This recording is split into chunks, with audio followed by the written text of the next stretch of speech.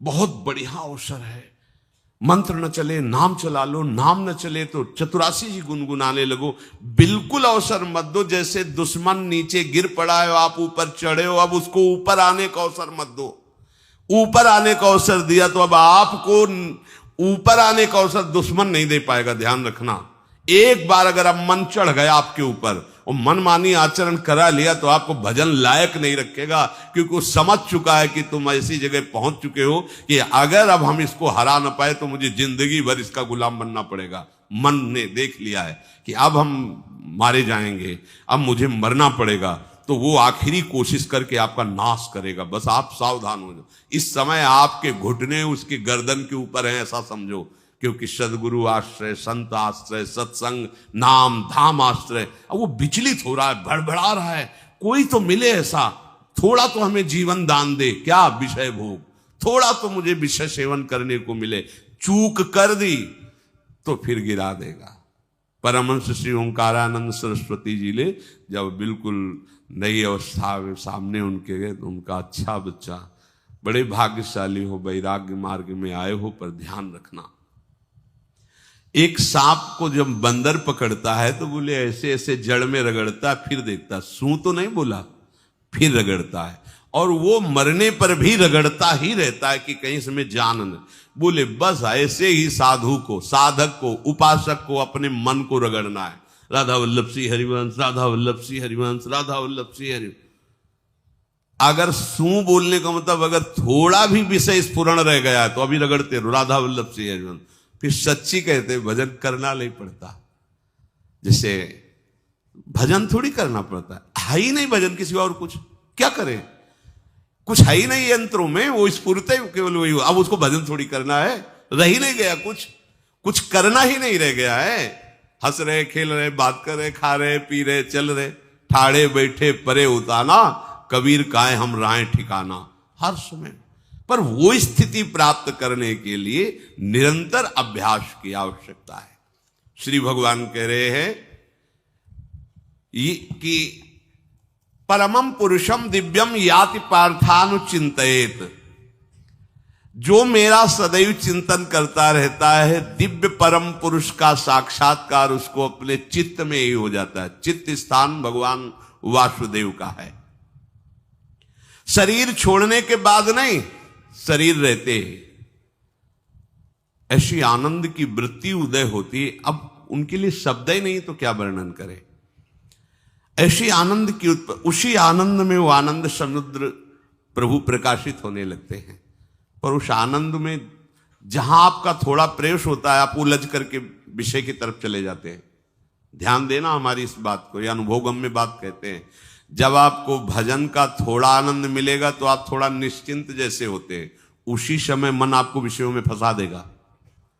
जब आपको भजन का अभ्यास बढ़ने लगे, आनंद मिलने लगे, तो आपको उदासीनता बढ़ानी है, हंसना नहीं है, लोगों से मिलना नहीं, खेलना नहीं है, क्योंकि इस समय चढ़ाई का है।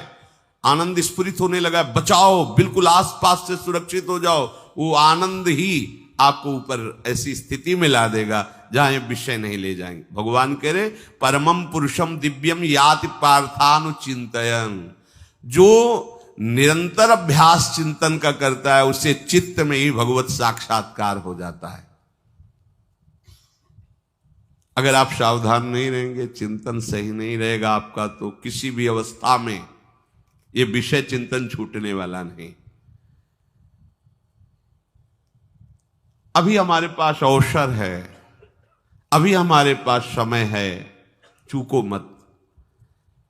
ये बहुत सूक्ष्म लड़ाई है, ये कोई बाहर के लाठी डंडा गोली वाली लड़ाई नहीं है, ये अंतर की लड़ाई है। इसमें बड़े बड़े हार जाते हैं। अगर कोई जीत पाता है तो एकमात्र भगवान को समर्पित चित्त वाला जीतता है। हमें लगता है आपको बढ़िया समर्पण का अवसर है।